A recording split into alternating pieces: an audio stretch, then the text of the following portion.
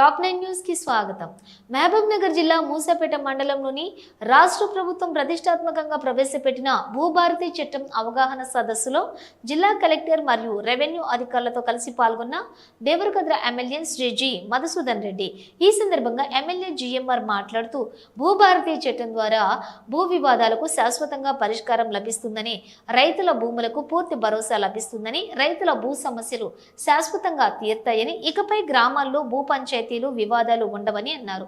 భూములకు సంబంధించి శాశ్వత పరిష్కారం చూపించాలన్న ఉద్దేశంతో భూభారతి చట్టం పోర్టల్ తెచ్చామని, భూభారతిపై ప్రతి గ్రామంలో రెవెన్యూ సదస్సులు నిర్వహిస్తామని తెలిపారు. రైతులను మోసం చేయడానికే గత బీఆర్ఎస్ సర్కార్ ధరణి పోర్టల్ తెచ్చిందని, పేదలకు ఇచ్చిన మామూళ్లను సైతం ధరణి పేరుతో కొల్లగొట్టిందని ఆరోపించారు. ధరణి పేరుతో రైతులను, సామాన్యులను కోర్టుల చుట్టూ, ప్రభుత్వ కార్యాలయాల చుట్టూ చెప్పులు అరిగేదాకా తిప్పిందని, 20 లక్షల ఎకరాలను ప్రొహిబిటెడ్ లిస్టులో పెట్టడం వల్ల సామాన్య ప్రజలు తీవ్ర ఇబ్బందులు ఎదుర్కొన్నారని అన్నారు. సాదా బైనామాలతో పాటుగా ఇతర ఏ సమస్య ఉన్నా పరిష్కరిస్తామని తెలిపారు. పేర్లు, సర్వే నెంబర్లు, ఎకరాలు తప్పుపడినా గతంలో కార్యాలయాల చుట్టూ తిరిగిన పనులు కాలేదని, ప్రస్తుతం చట్టం ద్వారా పరిష్కరిస్తామని తెలిపారు. ₹1 చెల్లించకుండా రైతులు నేరుగా ఎంఆర్ఓ, ఆర్డీఓ, కలెక్టర్ల ద్వారా భూ సమస్యలు పరిష్కరించుకోవచ్చని సూచించారు. మే 1 నుంచి ప్రతి రెవెన్యూ గ్రామాలకు అధికారులు వచ్చి రైతుల నుండి దరఖాస్తులు స్వీకరించి పరిష్కరిస్తారని తెలిపారు.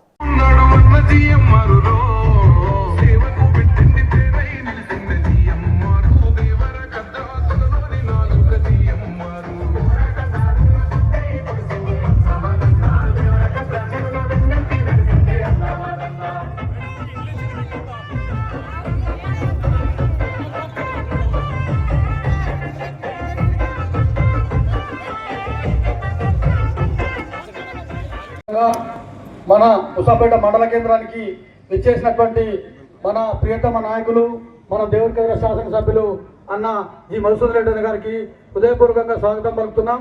అదేవిధంగా ముఖ్య అతిథులు మన కలెక్టర్ విజయేంద్ర బోయి గారిని స్వాగతం పలుకుతున్నాం హృదయపూర్వకంగా. అదేవిధంగా ఆర్డీఓ గారికి, అదేవిధంగా ఈ గారికి, అదేవిధంగా పత్రికే మిత్రులకు, ఎంపీడీఓ గారికి, ఎంఆర్ఓ గారికి, జిల్లా కిసాన్ సెల్ అధ్యక్షుడు నాగిరెడ్డి గారికి, మరి అదేవిధంగా కొండా దేవేశ్వర్ గారు బ్లాక్ కాంగ్రెస్ అధ్యక్షులు, మాజీ ఎంపీపీ బట్టికృష్ణయ్య గారు, అదేవిధంగా అన్ని అధికార యంత్రాంగానికి, అదేవిధంగా పాత్రికేయ మిత్రులకు అందరికీ హృదయపూర్వకంగా మా మండల కాంగ్రెస్ తరఫున, మండల రైతుల సందర్భంగా తరఫున అందరికీ, రైతులకు, మహిళలకు అందరికీ హృదయపూర్వకంగా స్వాగతం, సుస్వాగతం పలుకుతున్నాం. మరి దాదాపు 5-6 సంవత్సరాలు, దాదాపు 10 సంవత్సరాల నుంచి గడిచిన ప్రభుత్వంలో హయాంలో మనకందరికీ తెలుసు, ముసాపేట మండల కేంద్రం చాలా నేషనల్ హైవేకు చాలా దూరంగా చాలా గ్రామాలు ఉన్నాయి. అదేవిధంగా ఎన్నో గ్రామాల్లో ఎన్నో సమస్యలు పేరుకుపోయి అవి సాధ్యం కావని తెలిసి మనం అసలు ఆఫీస్ దగ్గర కూడా పోవడం మర్చిపోయినాం. నిజంగా మేడం, చాలా సమస్యలు అసలు తహసీల్దార్ ఆఫీస్ దగ్గరికి పోయి చెప్పుకునే పరిస్థితి కూడా లేదు.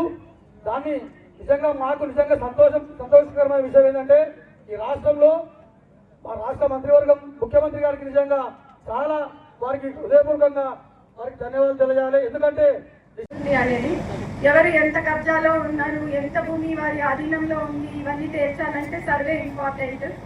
ఈ చట్టంలో ప్రతి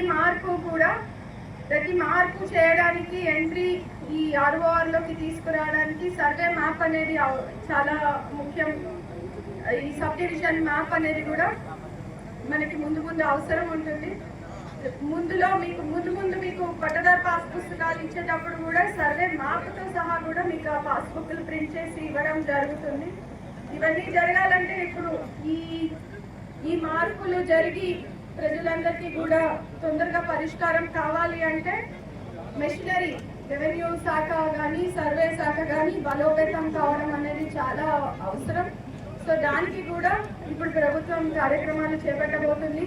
గ్రామ స్థాయిలో గ్రామ పాలన అధికారులు కానీ, తర్వాత అదేవిధంగా మండలాల్లో సర్వేయర్లు కానీ త్వరలోనే ఎక్కువ మందిని తీసుకొని ఈ అంశాల పరిష్కారం మీద పెట్టడం అనేది జరుగుతుంది. దాంతో పాటుగా మనకి ఇన్ని రకాల అప్పీళ్లు వేసుకోవాలి అంటే న్యాయ సహాయం అవసరం. దానికి కూడా ఇప్పుడు పేద కుటుంబాలు ఇన్ని ఆఫీసుల చుట్టూ తిరగడాలు, కరెక్ట్గా అప్లై చేసుకోవడం ఎలా చేసుకుంటే పరిష్కారం అవుతుంది, తర్వాత కోర్టులో కేసు వేసుకోవాలంటే ఎలా చేయాలి, ఇవన్నీ చెప్పడానికి మనకి న్యాయ సహాయం కూడా అందించాలని చెప్పి చట్టంలో చెప్పడం జరిగింది. ఇది మన రాష్ట్రంలోనే మొట్టమొదటిసారి ఈ ఆర్ఓఆర్ చట్టంలో పెట్టడం జరిగింది. ఇది వేరే రాష్ట్రాల్లో ఎక్కడ కూడా లేదు. సో ఈ విధంగా మొత్తం ఈ చట్టం అందులో చూస్తే మీకు ఈ భూభారతి చట్టం రైతులకి చుట్టం అని చెప్పి మొదలు పెడతా ఉన్నాం మనం. సో ఈ చట్టం నిజంగానే భూమి ఉన్న ప్రతి ఒక్కరికి కూడా చాలా మేలు చేసే చట్టం. అదేవిధంగా మనకి ఆధార్ మనందరికీ ఉంటుంది, ఆధార్ నంబరు ప్రతి వాళ్ళకి ఉంటుంది. ఆధార్ లేని వాళ్ళు చాలా తక్కువ మంది ఉంటారు. అట్లాగే ప్రతి భూమికి కూడా ఒక నంబర్, భూధార్ నంబర్ అనేది కూడా త్వరలో ఇవ్వడం జరుగుతుంది. సో ఈ ఇన్ని రకాల వెసులుబాట్లు మనకి ఈ చట్టం ద్వారా ప్రభుత్వం తీసుకురావడం జరిగింది. అన్ని రాష్ట్రాల్లో చట్టాలు కూడా చాలా పరిశీలించి స్టడీ చేసి ఇవన్నీ తీసుకురావడం జరిగింది. కాబట్టి ఈ చట్టాన్ని మనం చాలా పెద్ద ఎత్తున అర్థం చేసుకోవాలి. ఇప్పుడు వచ్చి మీకు అందరికీ ప్రజెంటేషన్ చేసి ముందు ఏముండేది, ఇప్పుడు ఏం మార్పు వచ్చింది అనేది మీకు చెప్పడం జరిగింది. కాకపోతే మీకు ఈ బ్రోషర్లు కూడా ఇచ్చాం. కొంత చదువుకొని కొంత అందరూ కూడా దీన్ని అర్థం చేసుకోవాల్సిన అవసరం ఉంది. అదేవిధంగా రెవెన్యూ యంత్రాంగం తరఫున మొత్తం రెవెన్యూ శాఖ అంతా కూడా వచ్చే 2-3 నెలల్లో ఇదే పని మీద ఉంటారు. త్వరలో మన గ్రామాలకు వచ్చి రెవెన్యూ సదస్సులు చేస్తాం. మీలో చాలా మందికి పాత రోజుల్లో రెవెన్యూ సదస్సులు చూసి ఉంటారు. మన గ్రామంకి మొత్తం రెవెన్యూ శాఖ వచ్చి మన దగ్గర దరఖాస్తులు తీసుకొని ఆ ఇష్యూ ఏమిటి అనేది చూసి వాటిని పరిష్కరించడానికి ప్రయత్నం చేయడం అనేది మళ్ళీ మనం మొదలు పెట్టబోతున్నాం. ఈ వచ్చే మే నెల తర్వాత జూన్ నెల అన్ని చోట్ల కూడా మనం రెవెన్యూ సదస్సులు నిర్వహించడం, మీ దగ్గర నుంచి మళ్ళీ దరఖాస్తులు తీసుకొని మీ సమస్య వీలైనంత వరకు మన స్థాయిలోనే పరిష్కారం చేసేలాగా చూడడం, ఇవన్నీ కూడా త్వరలోనే మొదలు పెట్టబడుతున్నాం. కాబట్టి అందరికీ విజ్ఞప్తి, ఇవన్నీ కూడా అర్థం చేసుకొని మీకు తెలియాలి, మీకు అందరికీ ఏమి మార్పులు వచ్చాయనేది కొంతవరకు అయినా మీకు తెలియజేయాలన్న ఉద్దేశంతోనే ఈ అవగాహన సదస్సులు పెట్టడం జరిగింది. దీనికి హాజరైనందుకు మీ అందరికీ, తర్వాత గౌరవ ఎమ్మెల్యే గారికి, వేదిక మీద ఉన్న పెద్దలందరికీ, రెవెన్యూ యంత్రాంగం మొత్తానికి కూడా అభినందనలు తెలియజేస్తున్నాను. Thank you. మన ప్రజాప్రభుత్వం ఎంతో ప్రతిష్టాత్మకంగా తీసుకొని ముందుకు తీసుకొచ్చిన భూభారతి ఆర్ఓఆర్ 2025 చట్టం, ఆ చట్టానికి సంబంధించి రైతులందరికీ కూడా అవగాహన కల్పించాలి. ఆ చట్టంలో ఉన్న వెసులుబాటు గురించి కూడా రైతులకు తెలియాలి అనే ఆలోచనతోన ఈరోజు ప్రతి మండలంలో కూడా ఈ భూభారతిపై అవగాహన సదస్సులు పెట్టడం జరిగింది.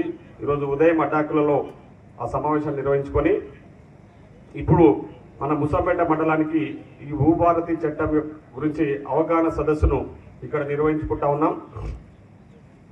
ఈ సమావేశానికి నాతో పాటు ఇక్కడికి ముఖ్య అతిథులుగా విచ్చేసిన గౌరవనీయులు జిల్లా కలెక్టర్ శ్రీమతి విజేంద్ర బోయి గారు, అదేవిధంగా అడిషనల్ కలెక్టర్ గారు మోహన్ రావు గారు, ఆర్టీఓ గారు నవీన్ గారు, అదేవిధంగా స్పెషల్ ఈ ప్రోగ్రామ్కి స్పెషల్ ఆఫీసర్గా వచ్చిన మన శంకరాచార్య గారు, అదేవిధంగా స్థానిక తహసీల్దార్ గారికి, స్థానిక ఎంపీటీఓ గారికి, మరియు జిల్లా అంటే మన బ్లాక్ కాంగ్రెస్ అధ్యక్షులు కొండా జగదీశ్వర్ గారికి, బగ్గి కృష్ణయ్య గారికి, కిసాన్ సెల్ అధ్యక్షులు నాగిరెడ్డి గారికి, ఈ కార్యక్రమానికి సభాధ్యక్షత వహించిన మండల కాంగ్రెస్ అధ్యక్షులు చెట్టి శేఖర్ గారికి, అదేవిధంగా ఈ కార్యక్రమానికి ముసాపేట మండలం నుంచి వివిధ గ్రామాల నుంచి ఇక్కడికి విచ్చేసిన రైతులు, అదేవిధంగా మహిళా సోదరిమణులకు, మీడియా మిత్రులకు అందరికీ కూడా పేరు పేరున హృదయపూర్వక ధన్యవాదాలు.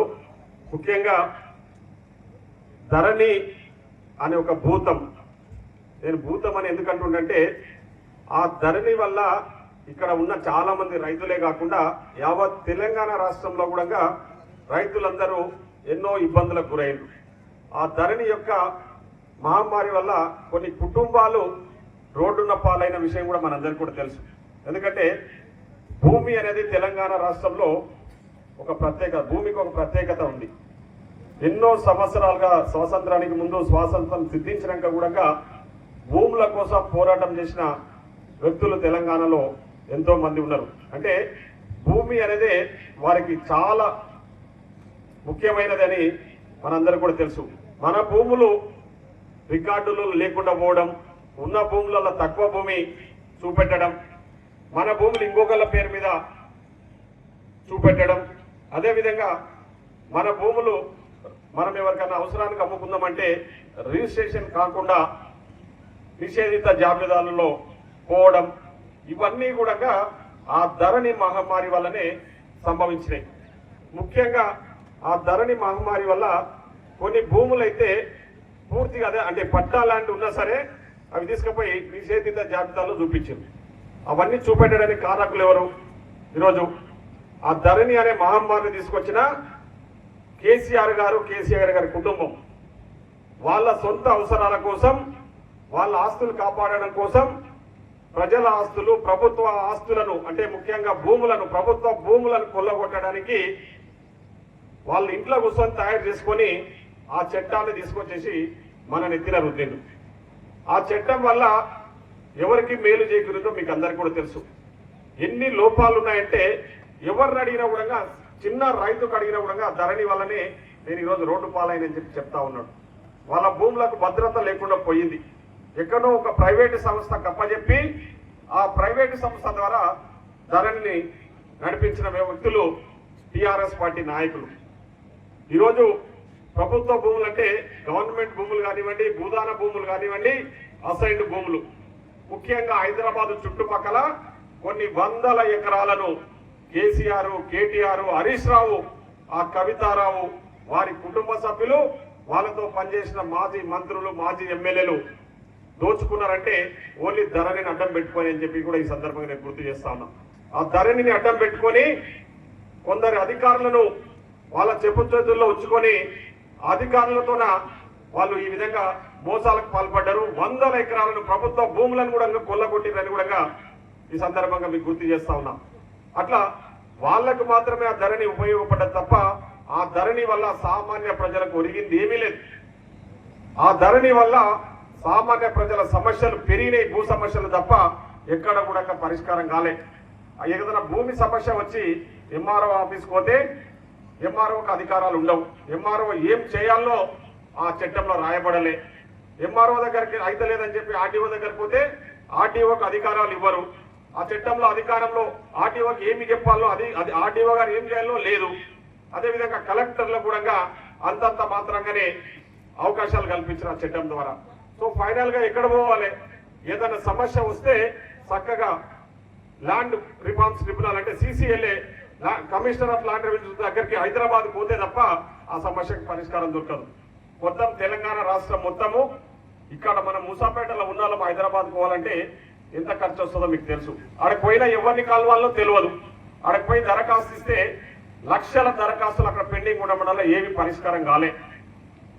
అట్లా ప్రతి విషయంలో కూడా మనం ఇబ్బందులు పడ్డాం. ముఖ్యంగా ఎప్పుడో వెనుకడికి అమ్ముకున్న భూములు ధరణి వల్ల అంటే పొజిషన్ కాలం అంటే అనుభవదారు కాలం తీసేయడం వల్ల ఎప్పుడో అమ్ముకున్న భూములు కూడా కొందరు మళ్ళా దొరలు, ఆ దొరలకు వాళ్ళకు హక్కులు రావడం వల్ల మళ్ళా వచ్చి సామాన్య ప్రజలను ఇబ్బందులు పెట్టిన విషయం మీకు అందరికీ కూడా తెలుసు. సామాన్య ప్రజలను ఇబ్బందులు పెట్టి మళ్ళా వాళ్ళకు ఇన్నో అనే డబ్బులు వాళ్ళతో తీసుకొని వాళ్ళకి రిజిస్ట్రేషన్లు చేసారు. అట్లా అన్ని రకాలుగా కూడా ఈ దొరలకు ఉపయోగపడ్డది ధరణి, కానీ మనకు మాత్రం గుదిబండగా తయారైంది.